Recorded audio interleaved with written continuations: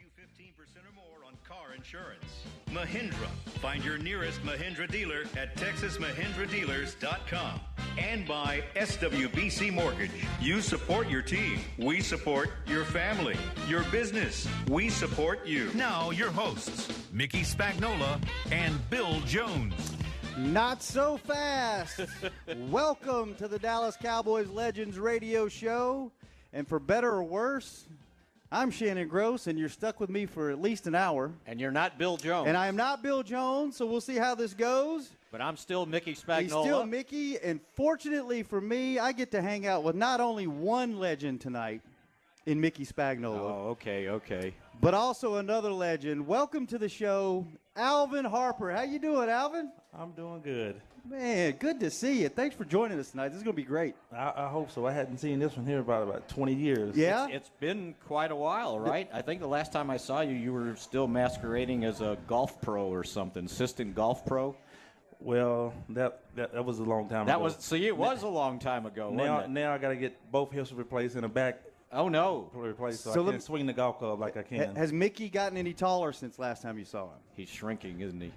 About an inch shorter, but it doesn't look like he's aging, though. See there?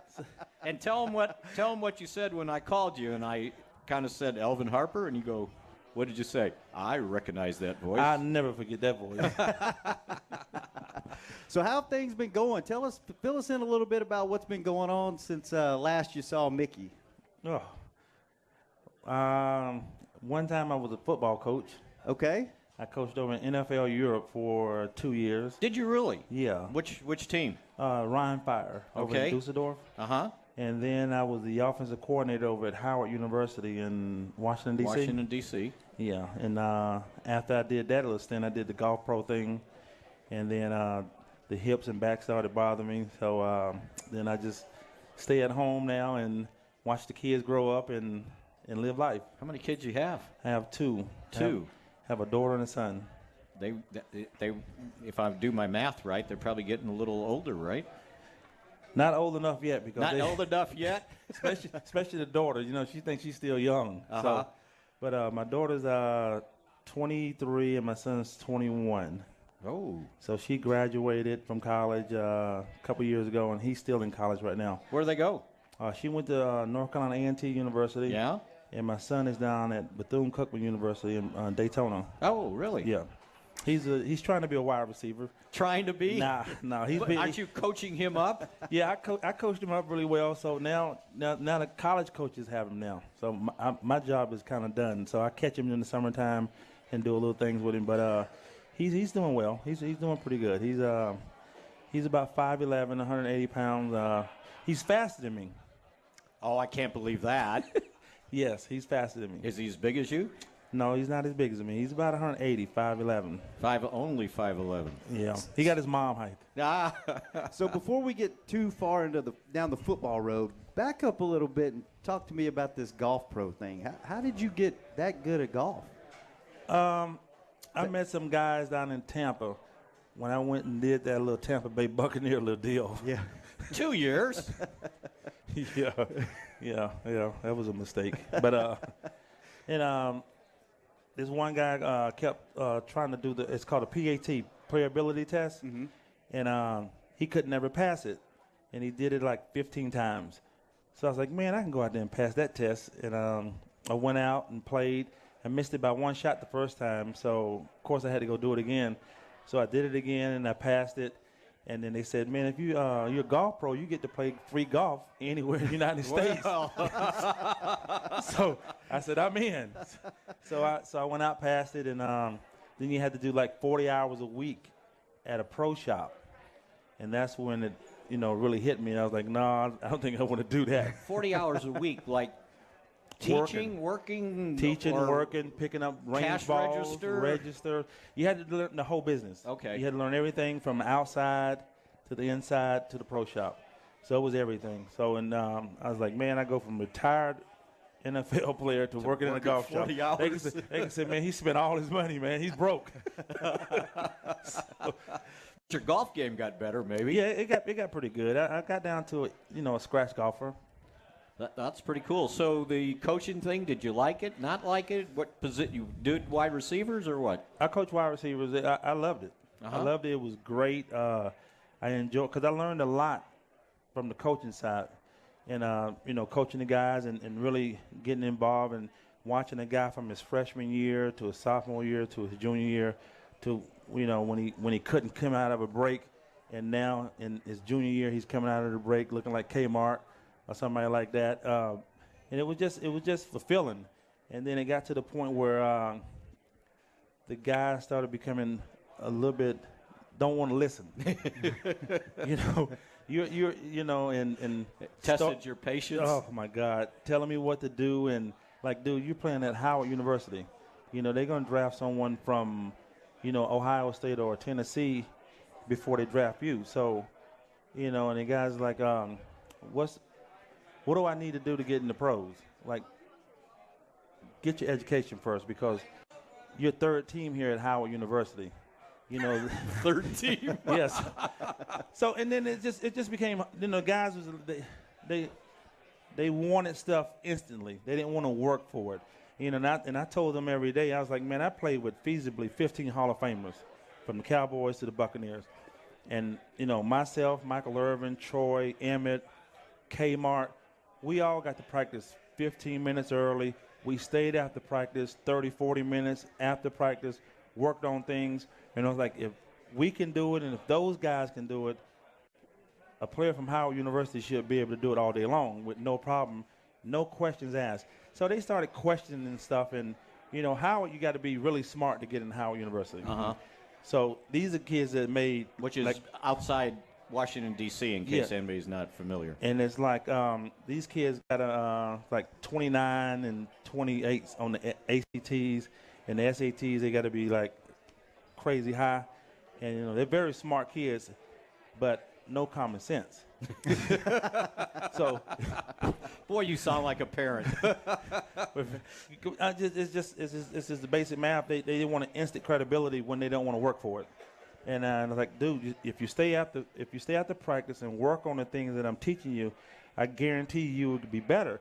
Because when I got to the University of Tennessee, my freshman year, I was in the back of the line, and I looked up front, and first thing I said, well, I better get my education, because I'm not going to play here. You were way in the back of the line. I'm not going to play here. You got guys that was running 4.2s and 4.3s, and guys that just came from Olympic gold medals. Anybody we'd recognize that you remember that was at the front of the line? Yeah, Willie Galt, Sam Grady. That was going to be my first guess, Willie Galt. Yeah. So I'm looking at these guys, and I'm like, man, I ain't going to never play here. I better get this education, go get me a good job, get a family, and just move on. And I worked. Me and my roommate, Anthony Miller, that played for the Chargers. Right. That was my roommate my freshman year. So after practice, we went over all the drills that the coach taught us, did them all over again after practice. I did that every day from my freshman year to my senior year. And then when I became a junior and I started playing, I was like, whoa, I'm kind of better than the guy that was in front of me my freshman year. So, you just got to work. And these kids nowadays don't want to put in the work. They just want to say, okay, I'm here. No, you got to work. If you're not going to work, you're not going to get better. Let me ask you that. It seems like whenever I was growing up, a lot of the guys that I played with, I never played on a high level, but summer league and things like that. There were guys that had the talent that didn't have to work, but then there were guys that were just okay and they were just as good as everybody else. And they did what you said. They worked. They were always practicing, always throwing the ball, always in the yard with their dad. What is it, just repetition and extended hours past practicing and early practice and things like that, or is there something else that kind of put you that you had an extra gear? Well, I had that extra gear in high school, growing up down in Frostproof, Florida, where, I watched my mom and dad get up every morning, and we were living off of probably about $35,000 between the both of them on salary, and my dad picking oranges every day and coming home all dirty and sweaty. So I learned that hard work ethic, through them. And Mom was a prison guard for 33 years. Really? Yeah. So she, she's come home with that 38 on waist. You had to be straight growing up, huh? Oh, you had to be straight. And then, my mom had 17 brothers and sisters, and they all pick oranges for a living, and watching that and seeing that every day, that gives you a mindset that said, I want to work hard. I don't want to pick oranges. I had 3 brothers that got scholarships to play football and basketball in college. So I didn't want to be the one didn't do that. And they all graduated and they all got the degrees, and I didn't want to be the one that didn't do that. So I just had that extra motivation. When the other guys go out there and they were smoking weed and drinking, I was home. I was running through those orange groves. I got guys that when I go home now, they say, man, I remember you used to be up and down the orange groves running, man. So give me an idea where Frostproof is. It's in the smack dab middle of Florida. Okay. You got Orlando, and then you got about 45 miles south of Orlando. Okay. Frostproof as so the orange groves would live, right? No frost? That's what happened. They had a huge frost back in the day when the Indians were there, and it was the only area in the state of Florida that didn't frost over. Oh, really? Yes. That's a good and story. I can relate. I picked peaches one summer in Louisiana, Ruston, Louisiana, and I can relate because it was about 110 by noon. And if you've ever thought you didn't want to do something, go pick some kind of produce for about a summer, and you'll realize real quick this is not the route to go. And so, especially with the peaches, did you have to fuzz. Did you have to put the socks on up on your arm for the fuzz? We were Cut the old socks off and put them. We were hard headed though, and we were like, we're gonna be men. We're 18-year-old boys. We're gonna be men, and every day we just be. Just you guys are making me feel like I'm around my mother when I heard how they used to they go to the onion fields and pick onions. Yeah. And they would tell the story, their youngest sibling, my uncle, he was the only boy in the family, and he went one day and he goes, nah, I ain't doing this. All the girls were doing it, right? He'd come home smelling and everything. I didn't have to pick onions. Yeah, I know that. So how did you get to Tennessee? And we're going to get to his football career with the Cowboys here, but he's got some interesting lead-up stuff. I got to Tennessee. Every school in America offered me a scholarship except University of Florida. Really? Yes. And growing up, going to the Florida games every Saturday, because I had a couple of guys from my high school team that were playing. I went there every Saturday. I want to play in the swamp. I want to play in the swamp. They didn't have to recruit you. You would have gone. I was first thing smoking. So give him hell Pale. Charlie Pale was the head coach. Yeah. So they came down, and guess what they told me? They said, you are too slow to play at Florida. I had a feeling that was coming.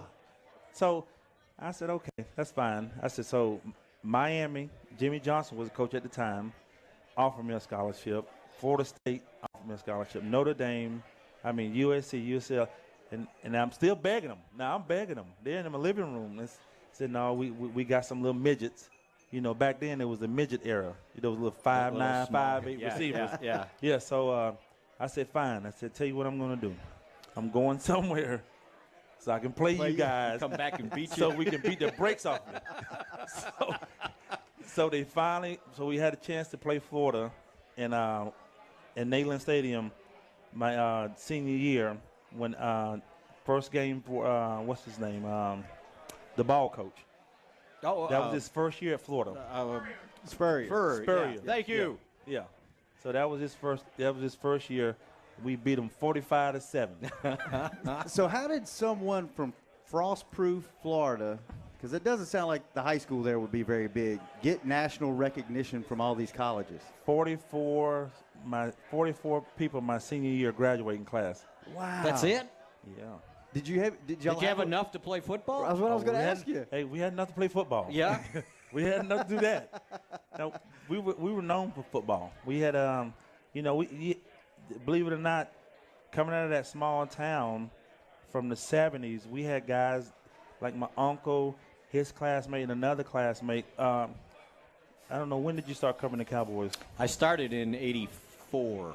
Okay, another kid from my uncle's classmate, John Luter, he came here and tried out. He was a track guy. He went to Auburn out of high school. My uncle went to Florida State, and we had another guy that would go to University of Georgia. So long story short, we had a bunch of people go Division I from that town. And then, like I said, I had my 3 brothers that go play Division I basketball and football. And then I was a 7'2" high jumper in high school. So that's why I got a lot of So you were too slow, but when you got to Tennessee, you were running track. If I read this right, and you were anchoring the relays? The 4x100, and then I ran the 4x400, the quarter. I did those too. So who timed you if you could do that? And by the way, he won the SEC high jump one year. 7.2.5, is that what I saw? Yeah, 7.2.5, but my personal best was 7.5. Really? 7.5 at Tennessee. Olympics? What happened? Oh no. Hey, listen. When you're at University of Tennessee playing up under Johnny Majors, yeah, it's football first. Football's first. Football first. Well, one of the things we have to do first is hit this break, right? We do have to take a break, and then I'm on a show on DallasCowboys.com with your old teammate Nate Newton. Oh, Big Nate. He went to school with my brothers. Did he really? At Florida A&M. Florida A&M. Yep. Okay. Well, he had a question. He actually had a couple of questions, but I can't ask most of them. But there's one question that I can ask, and when we come back from the break, we'll get to that. So this is the Dallas Cowboys Legends radio show brought to you by SWBC Mortgage. We'll be right back. Back to the SWBC Mortgage Dallas Cowboys Legends Show. Broadcasting live from the Cowboys Club at the Star in Frisco. At the 20, first down. Aikman is going to throw. Deep slant. Caught. 35. Harper's breaking away. Harper's got midfield. Harper's got the 30. Harper's got the 20. Harper's got the 10-yard line before he's run down out of bounds at the 9. Wow. We're back. Dallas Cowboys Legends radio show presented by SWBC Mortgage. We're here at Cowboys Club at the Star with two legends, Mickey Spagnola and Alvin Harper. And what did we just hear, And Mickey? by the way, it was Alvin Harper catching the pass, right? So I will let you take us through the play, but I'll set it up. That was the NFC title game in 1992. The Cowboys are at San Francisco. The score is 24-20. San Francisco just cut into the Cowboys' lead.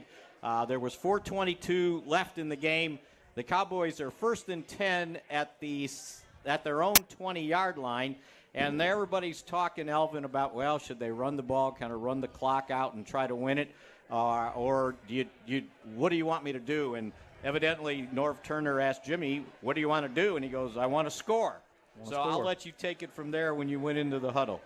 Yeah, actually, we got to play in late, and that's why Mr. Number 88 was already on the side that I line up in the huddle, and then once I heard the first couple of numbers, I know I just take off to the right-hand side because it was a right formation, and I had caught that pass like 4 times that game. It was a curl route, and then Mike heard it, and he just took off.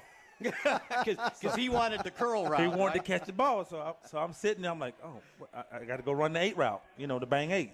So I go and I'm sitting there, and Troy's calling the cadence, and I'm looking. And I'm like, oh my goodness, they rolling coverage, and they rolled over to Michael. They put a guy over top of Michael, and once they started rolling, I said, man, it's gonna be man to man. I just got to get across this guy's face, on that 8 route. Once you cross the face, number 8, what he gonna do with it? He gonna put it right there in your chest. And, next is history. Yeah, they ended up, I was listening to Troy Aikman talk about it, they ended up blitzing on the play.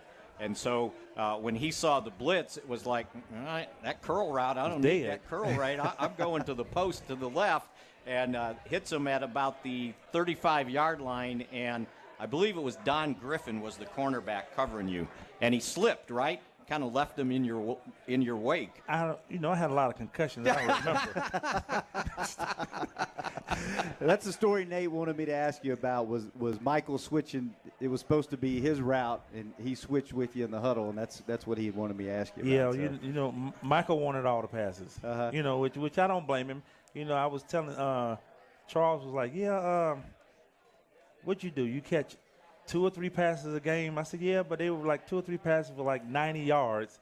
And I said, I tell people this, I was 4th in line. They had to give it to Emmett. They had to throw it to Michael. They had to give it to Novacek. And then poor me and Moose, we were left there in the back fighting for 2 or 3 balls a game. So why did you finish it? You got tackled at the 9-yard line?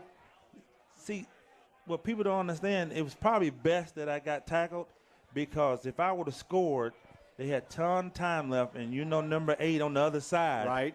You see what he was doing that whole game. Because there would have still been 4 minutes to go in the game, right? And every time they got the ball, they moved the ball very well on our defense that day. And if I would have scored, they'd have got the ball back, and ain't no telling what could have happened. They could have probably scored, got an onside kick. So it was best that I got caught and tackled, and then Kmart finished the deal for me. Kmart ended up scoring the touchdown. Didn't you guys went for it, didn't you? Was it it was about a 2 or 3 yard catch for Kmart? It was like 2 or 3 yard catch. Because I think Jimmy decided instead of kicking a field goal, he wanted the touchdown, if Right. I remember. Yes. And luckily, we're not playing under today's rules, because they might have got Kmart with his knee down. Right, you're right. Yeah. They couldn't review it, They right? couldn't, yeah. There was no replay at that time. And then the funny thing is okay, you score a touchdown. It was 24-20, so the touchdown should have made it 31-20, right?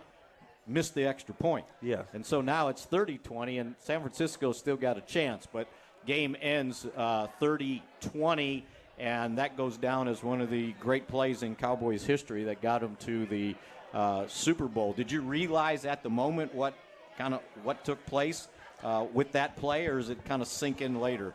No, I kind of felt that once I got down there and I got tackled, if you ever, when you watch it again, I just turned around and threw my hands up on my knees, and Novacek is standing there, and I to my mind I said, yeah, we're going to the Super Bowl.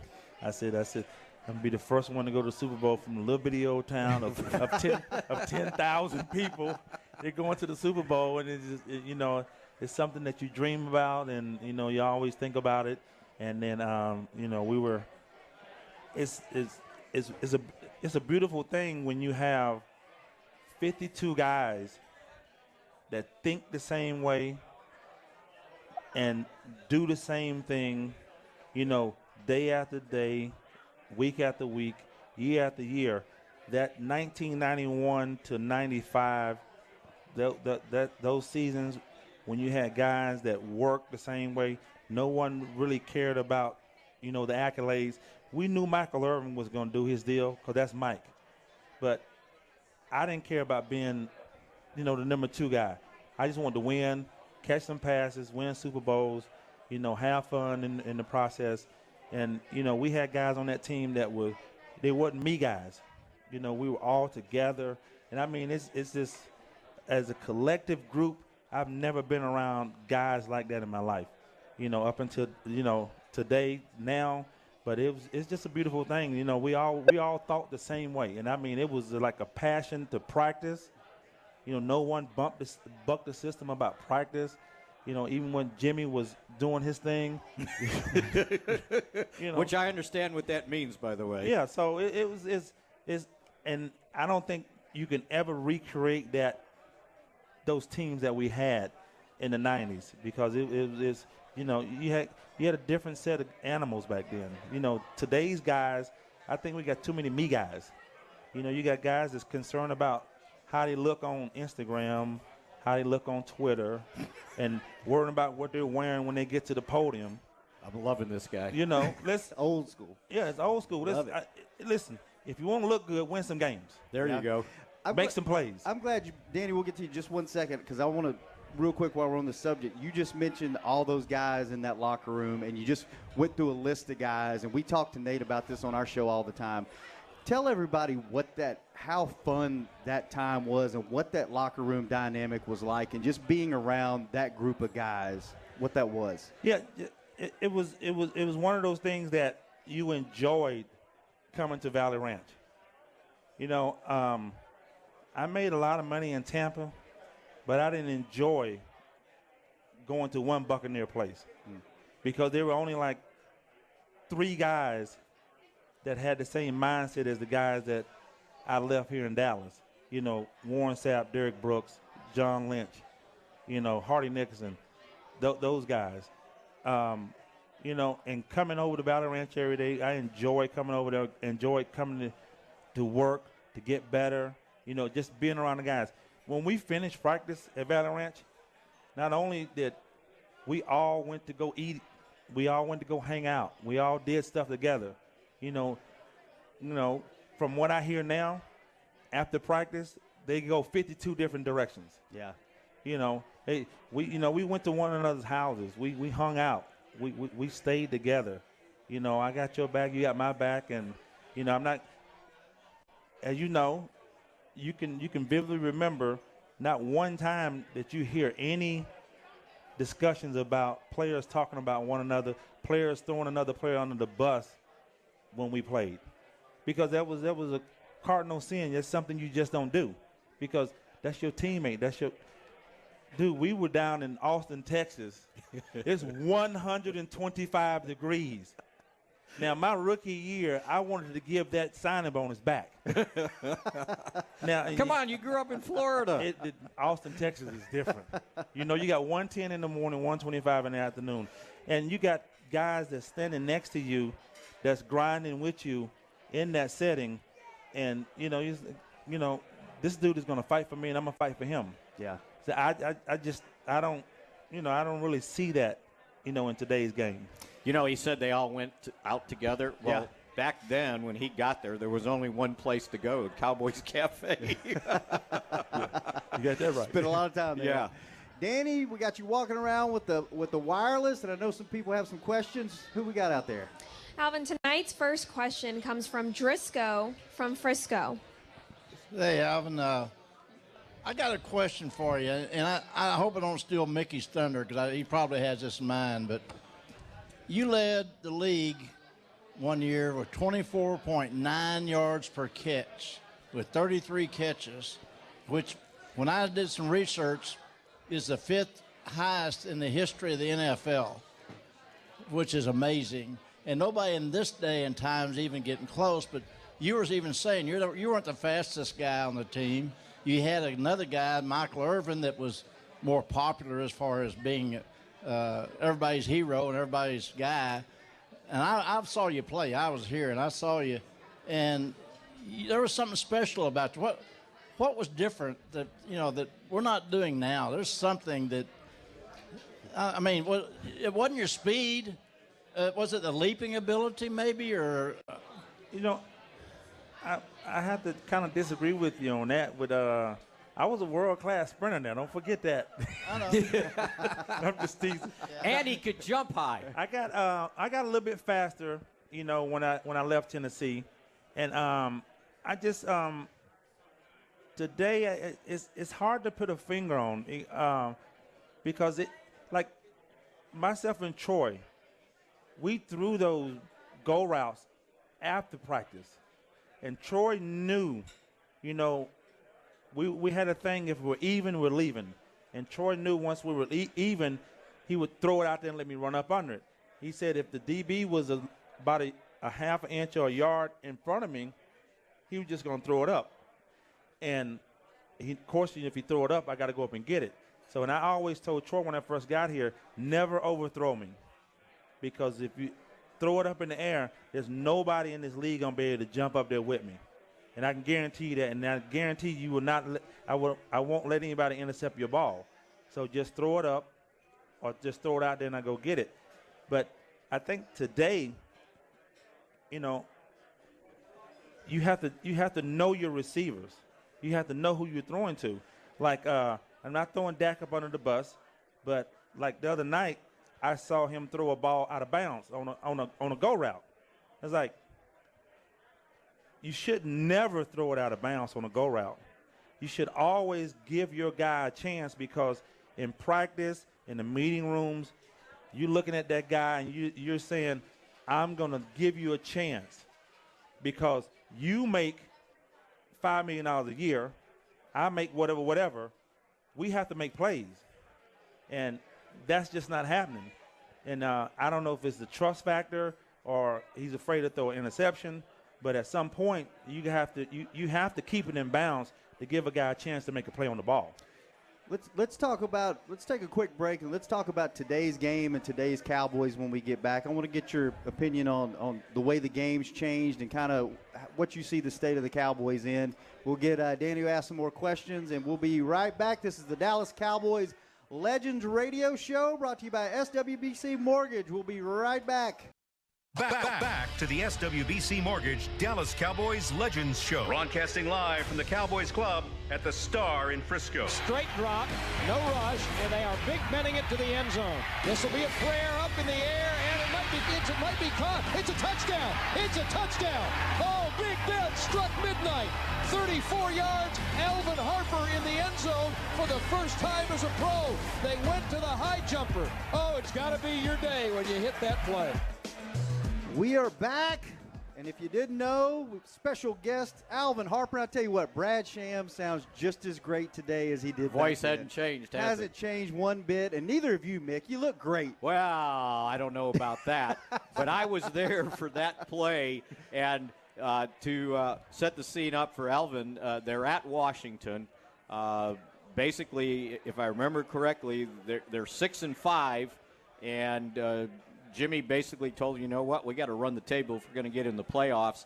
And they had tried these Hail Mary passes with Troy forever, and Troy hated them because they'd always get intercepted, and it would ruin his quarterback rating, right? And so there's only a couple seconds left in the half, and it's a tight game, and it's like, all right, it's 7-7 actually, and it's like, all right, they called the Hail Mary, and Aikman told the story afterwards. He goes, yeah, I went in the huddle and go, okay, here we go, another interception, and Alvin goes down and take it from there when you knew that they were going to. Brad called it the Big Ben, but it was kind of a Hail Mary. Yeah, it was a Hail Mary. Yeah, just don't let them catch it. Right. You know, that's the premise. And did Troy tell you don't let them catch it? No, he didn't say anything. He just dropped back and threw it, and amazingly, when I got down there, I just turned around. It wasn't really anybody really around me. You know, they were there, but they wasn't like next to me. And then when I saw it, I was like, man, just go up high as you can go and just get it at its highest point, you know, what you've been taught, and just grab it and come down with it. So luckily I caught it and came down with it, and next thing you know, it's a touchdown. And then I got a headache. Michael Irvin beat me in the head. And then, Shannon, here's the rest of the story. So they're leading 14-7 at halftime, and they go in, they come back, and I don't know if that was Troy's last completion or not, but he hurt his knee. And remember, Berline had to come in and finish the game. Right, yes. And they ended up hanging on. They went on to win 24-21. Mike caught the touchdown on Darryl Green to kind of break them in the lead. And the funny thing was, and so this is, do the math, how many years ago? 27 years ago?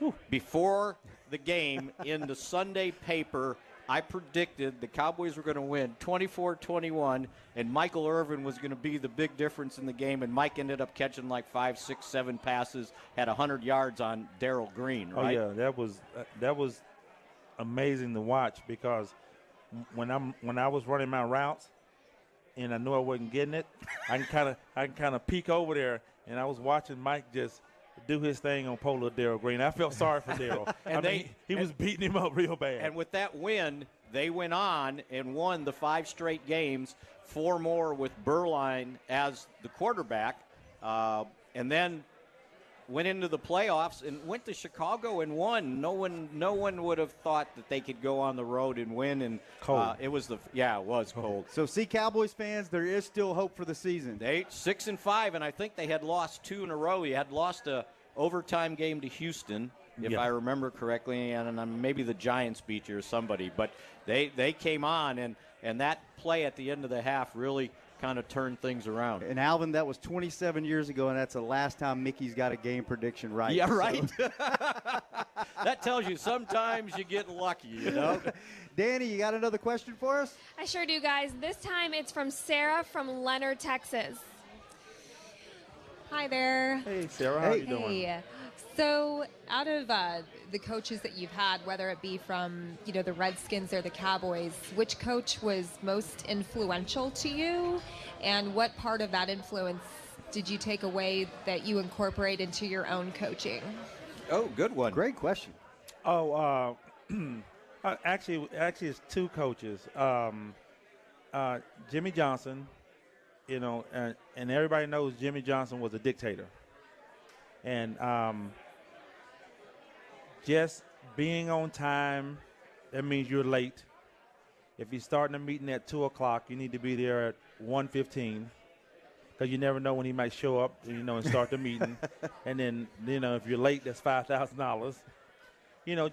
Just those little things that incorporated in your everyday life skills. When you're trying to go somewhere, you make sure you're on time, and just doing the right things, and making sure that other people around you are doing the same thing that you have the same mindset as, and the other coach is Norv Turner.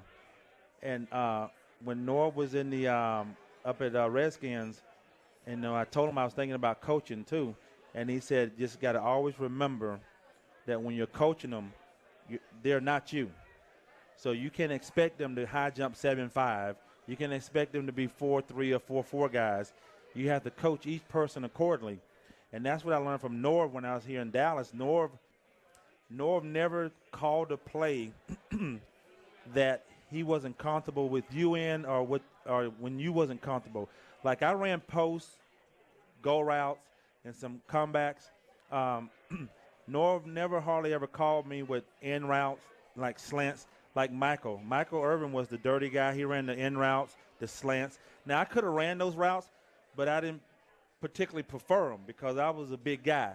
You know, you got Ronnie Lott, you got Dirty Waters, God bless his dead, you know, and those type of guys ready to knock you out.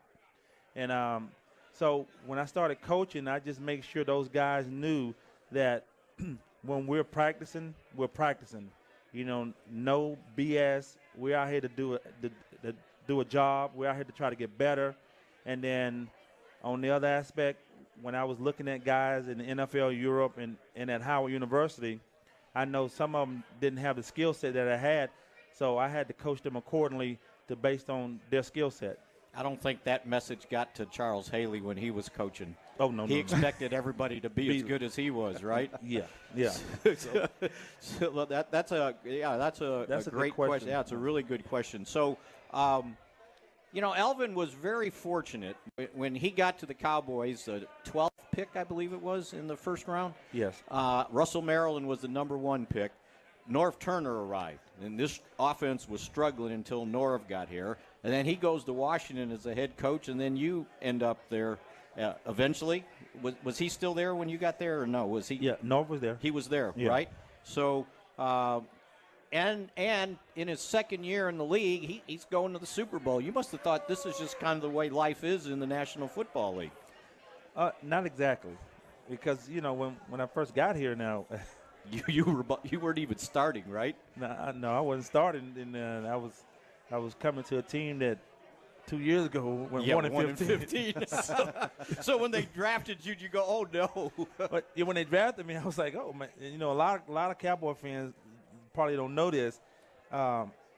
Pittsburgh Steelers had the 13th pick, and growing up, I was a Steelers fan. Oh really? Yeah, and I already knew I was going to the Cowboys the night before because you know. They had called and worked everything out. And coming here, I was like, man, I'm going Roger Staubach. Man, I hate that dude. Growing up, all my friends are Cowboy fans. I mean, everybody in my hometown is virtually almost Cowboy fans. And, you know, Roger the Dodger, the last 2 minutes of the game, here he goes again. Cowboys win. And they were pretty boys back then. You know, the Drew Pearsons, the Tony Dorsetts. You know, Roger the Dodger, you know, those guys. And, you know, you had the steel curtain. Right. They didn't talk about them. They were just dirty. Yeah. They just went about their business and won games. Then I kind of gravitated to that. And then lo and behold, I'm coming in. Cowboys drafted. Well, let's take another break. I know before last break I said let's get into current day Cowboys and current day NFL. We'll do that when we come back. This is the Dallas Cowboys Legends Radio Show, brought to you by SWBC Mortgage. We will be right back with Alvin Harper. You are loyal.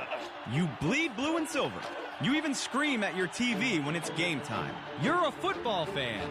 And so are we. At SWBC, we're your biggest fan, cheering you on for your next big win. From finding the right insurance options, buying a home, and even planning your financial future, we've got you covered. Call SWBC at 866-GET-SWBC, and together we'll build a game plan you can cheer about. Loan subject to credit and property approval. SWBC Mortgage, NMLS number 9741. Back to the SWBC Mortgage Dallas Cowboys Legends Show. Broadcasting live from the Cowboys Club at the Star in Frisco. Aikman's play action fake, slips, gets up, throws a deep ball. Harper's all alone. Caught it at the 5. Touchdown, Cowboys. Oh, what a throw.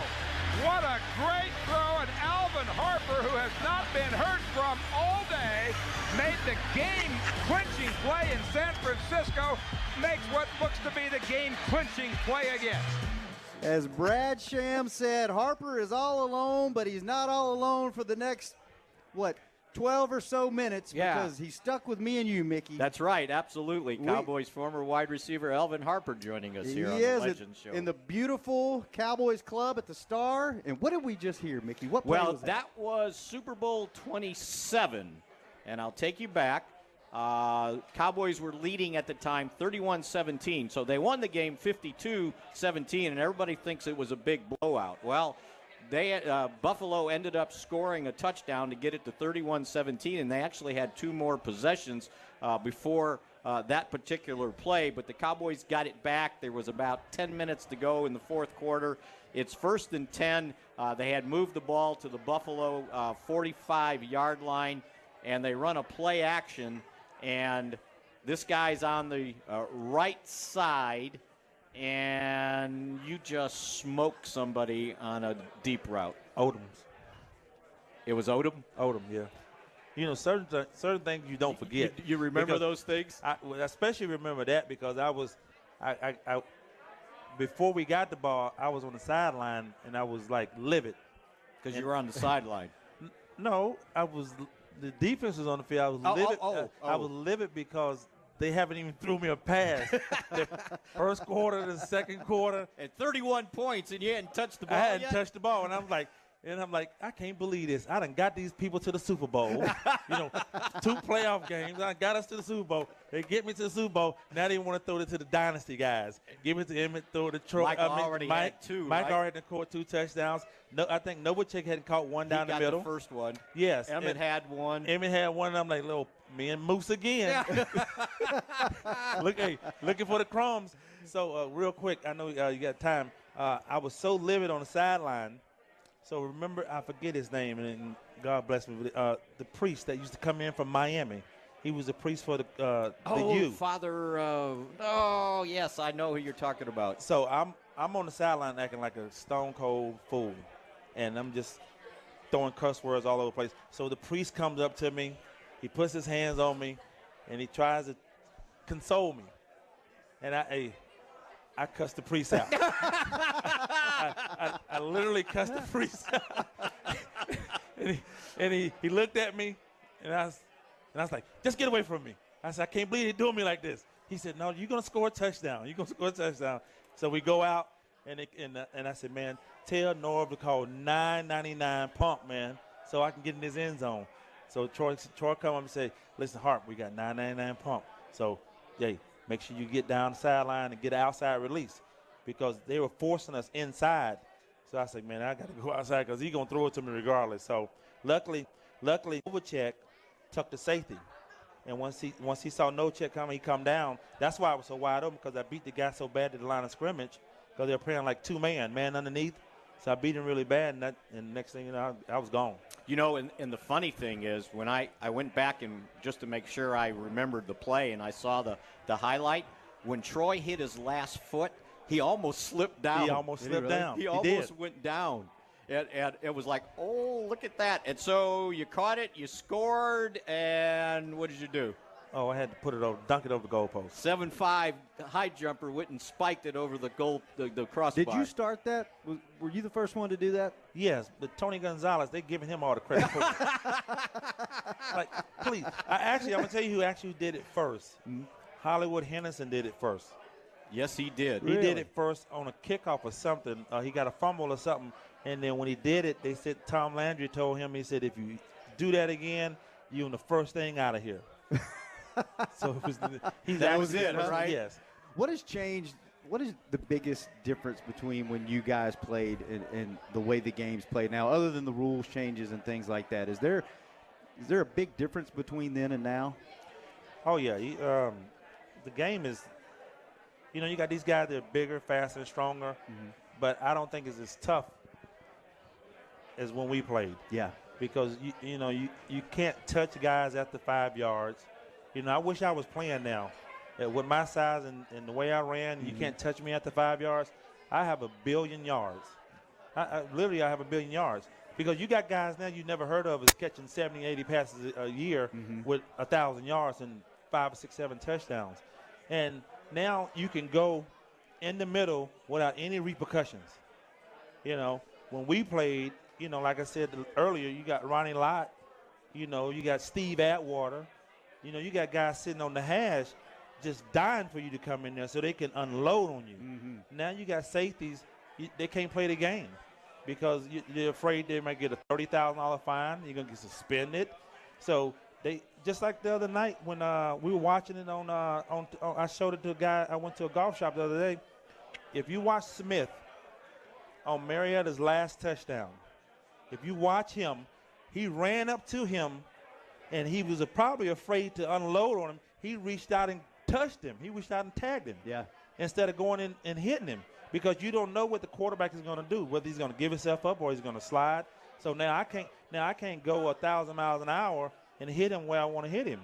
So I just think the toughness and you know, the rule changes have really made the game, you know, flag football almost. Yeah, you're absolutely right. And, you know, the thing about it, when you were talking about, you know, not heard of, in his playoff career, he caught 24 passes, get this, for 655 yards in the playoffs. Wow. You averaged 27.3 a catch in the playoffs.